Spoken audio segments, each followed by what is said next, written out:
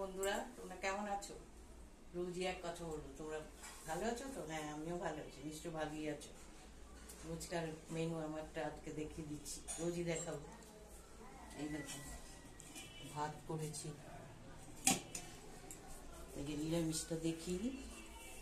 উচ্ছে রাঙা আলু সিদ্ধ করেছি, বিট গাজর সিদ্ধ দিয়েছি, এটা কাঁচা টমেটো দিয়ে সর্ষে দিয়ে করেছি।